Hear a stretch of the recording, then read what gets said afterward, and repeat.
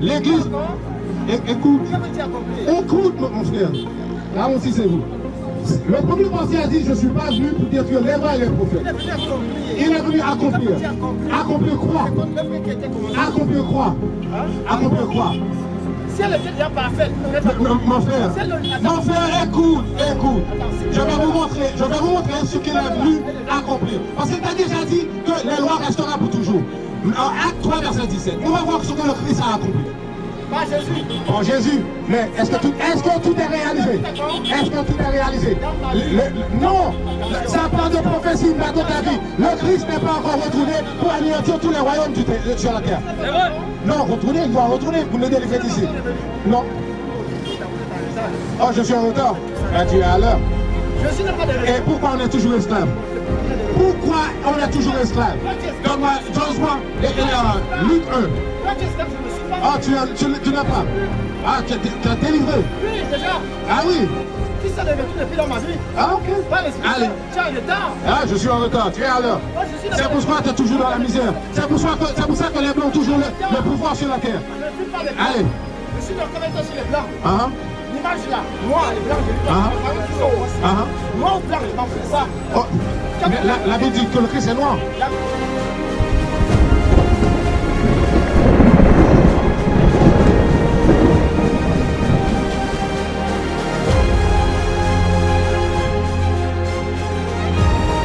Travaille le jour du sabbat.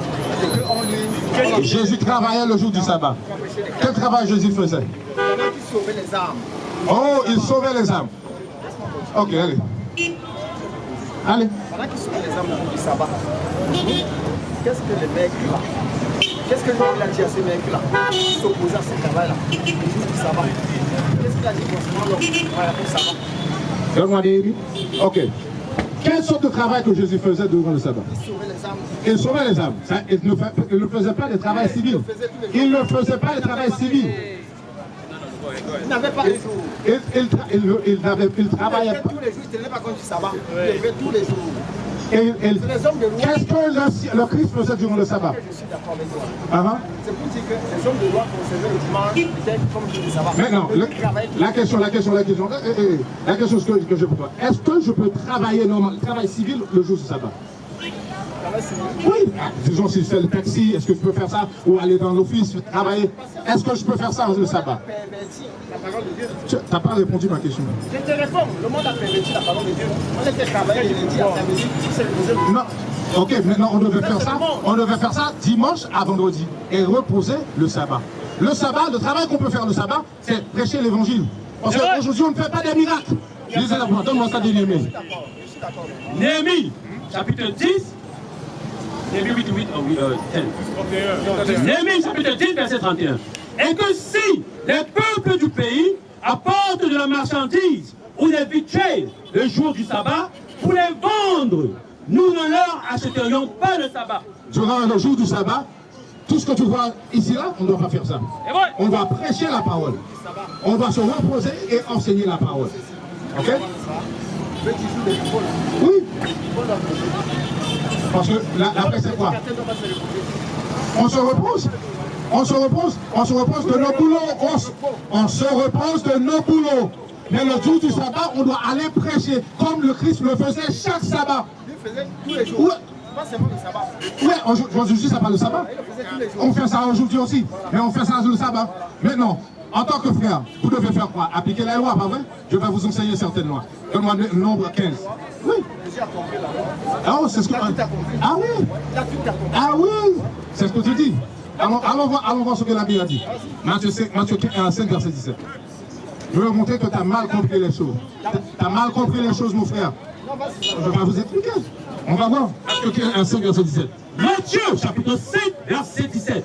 Ne pensez pas que je sois venu détruire la loi ou les prophètes. Première partie du verset dit, ne pensez pas, ne mets pas dans ta tête, la raison pour laquelle je suis venu sur la terre, c'est pour détruire les lois ou les choses que les prophètes ont enseignées. C'est vrai. Ok, première partie du verset. Allez. Je ne suis pas venu pour détruire, mais pour accomplir. Maintenant, l'église... Écoute, mon frère. Là aussi c'est vous. Le premier pensée a dit, je ne suis pas venu pour détruire les rois et les prophètes. Il est venu accomplir. Il est venu accomplir. Accomplir quoi? Accomplir quoi? Accomplir quoi? Si elle était déjà parfaite, mon frère, écoute. Je vais vous montrer ce qu'il est venu accomplir. Parce que tu as déjà dit que les lois resteront pour toujours. Acte 3, verset 17. On va voir ce que le Christ a accompli. Acte chapitre 3, verset 18. Mais ces choses que Dieu avait montrées d'avance par la bouche de tous ses prophètes, que Christ devait souffrir, il a ainsi réalisé. Les choses qui ont été écrites de lui, qu'il devait faire quoi? Qu'il devait faire quoi? Mourir pour nous. C'est ce qu'il a accompli. C'est ce qu'il a réalisé. Parce que accomplir, c'est que quelque chose est écrit. La construction de ces bâtiments, ça veut dire que ce n'était pas accompli. C'est fini. C'est fini. Si c'est accompli, c'est fini. Mais les lois existent toujours. Maintenant, on va retourner dans Matthieu 5, livre verset 18. Écoute. Matthieu, chapitre 5, verset 18. Car en vérité, je vous le dis, jusqu'à ce que le ciel et la terre passent, un seul iota ou un seul trait, en aucun cas ne passera de la loi jusqu'à ce que tout soit réalisé. Écoute, tout autant que le ciel et la terre existent, écoute mon frère, tout autant que le ciel et la terre existent, la loi restera. Jusqu'à ce que tout soit réalisé. Tout. Écoute. Pas Jésus. Bon, Jésus. Mais est-ce que tout est réalisé? Est-ce que tout est réalisé? Non. Ça parle de prophétie, mais dans ta vie. Le Christ n'est pas encore retourné pour anéantir tous les royaumes sur la terre. Non, il doit retourner pour nous délivrer d'ici. Non. Oh, je suis en retard. Tu es à l'heure. Et pourquoi on est toujours esclave? Pourquoi on est toujours esclave? Donne-moi, Luc 1. Toi, tu es esclave, je ne suis pas. Ah, tu n'as pas. Ah, tu as délivré. Oui, déjà. Ah oui. Qui s'est de retour depuis dans ma vie? Ah, ok. Pas l'esprit. Tu es en retard. Ah, je suis en retard. Tu es à l'heure. C'est pourquoi tu es toujours dans la misère. C'est pour ça que les Blancs ont toujours le pouvoir sur la terre. Je ne fuis pas les Blancs. Allez. Je suis dans combien de temps sur les Blancs? L'image là, noir et blanc, je ne dis pas. Noir ou blanc, je m'en fous de ça. Mais la Bible dit que le Christ est noir. La Bible n'a jamais présenté le visage du Christ. Oui, elle a dit ça. La Bible a présenté qu'il était un homme moche à voir. Révélation 1,14. Moche à voir. Révélation 1,14. On va voir la couleur du Christ. Allez. On te dit qu'il était des reins, il était des reins dans Révélation. Des reins, non? Des reins, n'est-ce pas? Voilà. Il est noir. C'est bon. Il est noir. Allez. Apocalypse, Révélation, chapitre 1, verset 14. Sa tête et ses cheveux étaient blancs comme la laine. Il avait les cheveux blancs et laineux. Cheveux crépus. Seulement les noirs ont les cheveux laineux. Allez. Aussi blanc que la neige. Et ses yeux étaient comme une flamme de feu. Et ses pieds semblables à du beau cuivre. La couleur de ton pied, c'est la même couleur de ton corps. Semblable du beau cuivre. Le cuivre est marron. Faites attention. Comme s'il brûlait dans une fournaise. Comme s'il brûlait dans une fournaise. Les premières choses que tu brûles devient tout noir. C'est vrai. Donne-moi Jérémie. L'Africain est noir. Oui, le Christ est noir. Le mot noir n'existe pas. Jérémie. Chapitre 14, verset 2. Judas main d'œil. Les Juifs sont en deux. Et ses portails languissent. Il n'a pas de leader. Allez. Elles sont noires. Quelle couleur sont les Juifs? Noirs. Quelle couleur sont les Juifs? Noirs. Reprends-le. Judas main d'œil. Et ses portails languissent. Elles sont noires. Jusqu'à terre. On a dit que c'est un homme qui est noir. Lamentation 4, verset 8. Quand vous ne comprenez pas, on va vous donner deux poucettes. Lamentation 4, verset 8. Les portails représentent les leaders. Ici, les portails languissent. Ça veut dire les leaders, on n'a pas de leaders. Ils sont noirs. Allez, Lamentation 4, verset 8.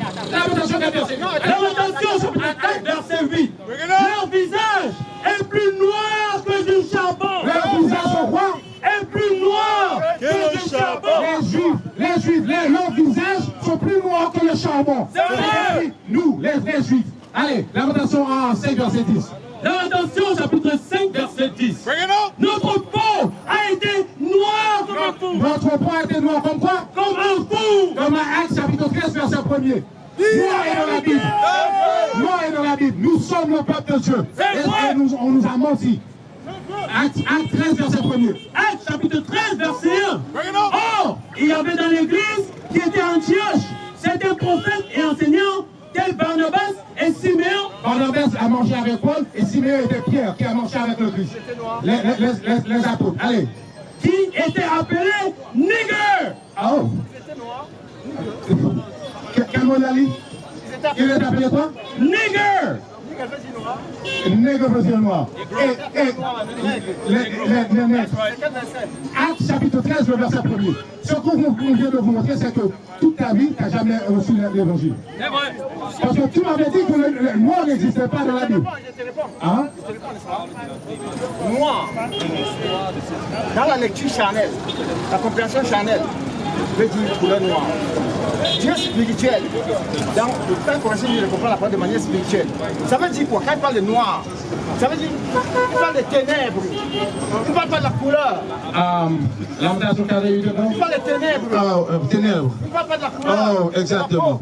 C'est ce que tu dis. C'est ce que tu dis, c'est pas ce que dit la Bible. C'est pas ce que dit la Bible. Allez. Lamentation, chapitre 4, verset 8.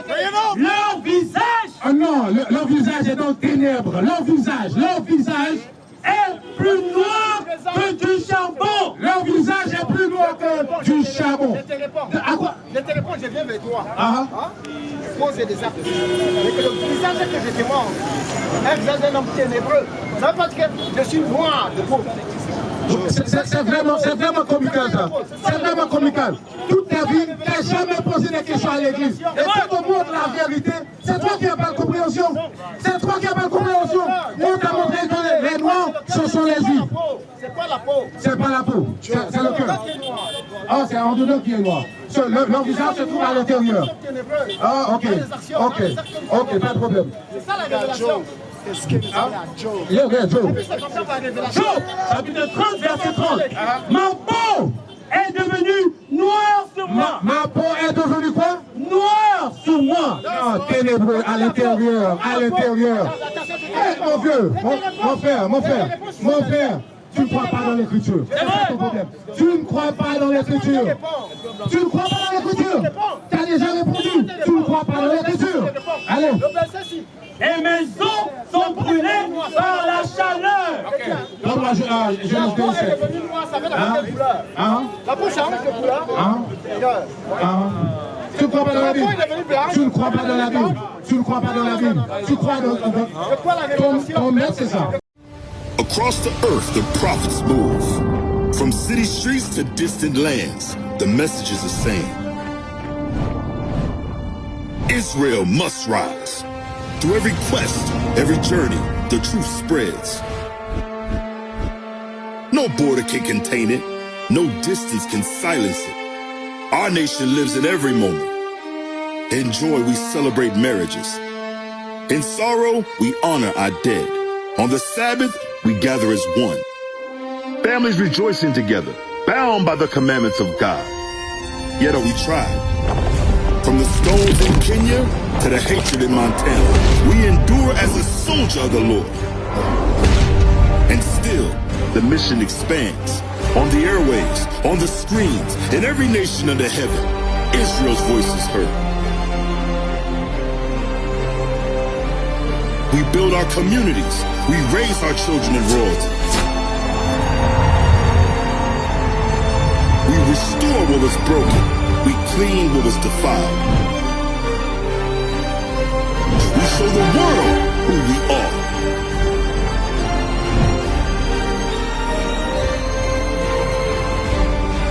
This is Israel united in Christ. Nation in motion. Nation enduring.